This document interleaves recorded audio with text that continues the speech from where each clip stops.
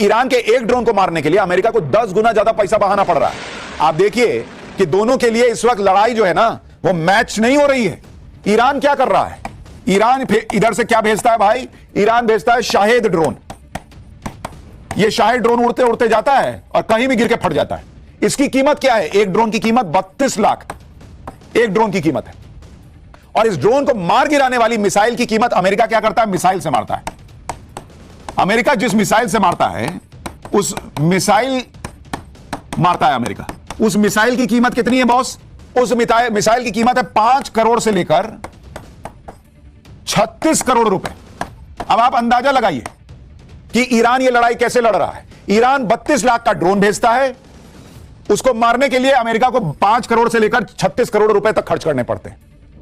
और अगर वो नहीं मार पाया तो फिर वो जो फटता है तो इतना नुकसान करता है कि उसकी अलग कॉस्टिंग है।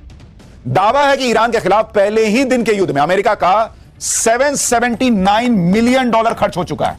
$779 मिलियन शुरुआत में। यह करीब करीब 7,000 करोड़ रुपए का खर्चा है। दूसरी बात, ईरान की मिसाइल और ड्रोन प्रोडक्शन की क्षमता की भी है, क्योंकि अगर आप देखेंगे अलग अलग सोर्सेज से दावा है कि ईरान के पास शाहेद ड्रोन की जो फीट है वो 80,000 से लेकर 1 लाख ड्रोन उसके पास है। अगर ईरान ने अपनी पूरी ताकत लगाई तो वो हर दिन 2,500 ड्रोन हमला करने की क्षमता रखता है। हर दिन 2,500। जबकि एक्सपर्ट कह रहे हैं कि ईरान को ड्रोन और मिसाइलें गिराने के लिए जो इंटरसेप्टर चाहिए उसकी सप्लाई पहले ही सीमित है। जब पिछले साल ईरान पर हमला किया गया था तो 12 दिनों की जंग में अमेरिका ने इजराइल को बचाने के लिए 150 थर्ड इंटरसेप्टर का इस्तेमाल किया था, जो कुल स्टॉक का करीब 25% है। इसमें एक थर्ड इंटरसेप्टर की कीमत करीब $15 मिलियन है। इसके स्टॉक को भरने में करीब 3 से 8 साल लग सकते हैं।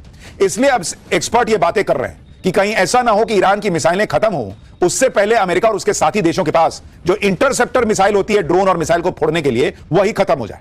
ऐसी भी खबरें हैं कि अमेरिका दूसरे देशों में तैनात अपने एयर डिफेंस सिस्टम को मिडिल ईस्ट में मूव करने पर विचार कर रहा है। हालांकि अमेरिका और इजराइल मिसाइल लॉन्च करने वाले ठिकानों और भंडारण स्थानों को ढूंढकर नष्ट करने की भी कोशिश कर रहे हैं। इधर ईरान का दावा है कि वो जहां अटैक कर रहे हैं वहां कोई मिसाइल का भंडार ही नहीं है। वो कह रहे फोड़ लो, वहां कुछ है ही नहीं है। वो कह रहा है कि हमने तो पहले ही ठिकाने बदल दिए। यानी ये लड़ाई और इंटेंस होती जा रही है।